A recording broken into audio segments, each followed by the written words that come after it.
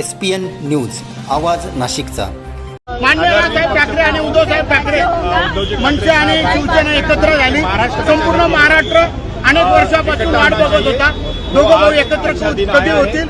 आज एकत्र झाल्यामुळे संपूर्ण महाराष्ट्रामध्ये दिवाळी साजरी होते आणि अनेकांना वाटायचं दोघं भाऊ एकत्र येऊ नये, परंतु आज लोकशाही जिवंत ठेवण्यासाठी हुकुमशाहीकडे जे देश चालला होता ते थांबवण्यासाठी या दोघं भाऊंची गरज होती।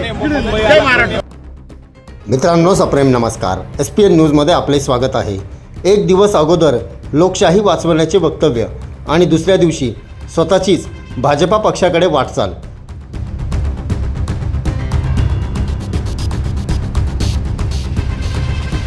सविस्तर वृत्त असे। उद्धव ठाकरे आणि राज ठाकरे यांच्या युतीच्या घोषणेला एक दिवसही उलटत नाही।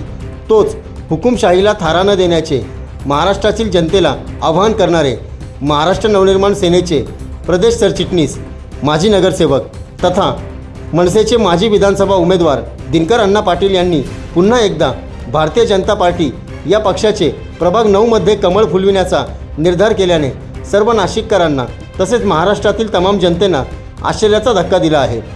परंतु भाजपा पक्षप्रवेश यामागे खरं दडलंय काय? त्यांनी मात्र विकास हे कारण सांगितले आहे, परंतु विकास हा कुणाचा, नागरिकांचा की अजून कुणाचा, असा देखील प्रश्न प्रत्येक नाशिककराला आणि महाराष्ट्रातील तमाम जनतेला भेडसावत आहे। असो, आगामी नाशिक महापालिका निवडणुकीत जो सत्ताधारी पक्षाकडे आकर्षित होऊन पक्षप्रवेश करीत आहे यामागील खरे रहस्य काय हे येणाऱ्या काळात सिद्ध होईलच। SPN न्यूजसाठी प्रतिनिधी सोहेल खान।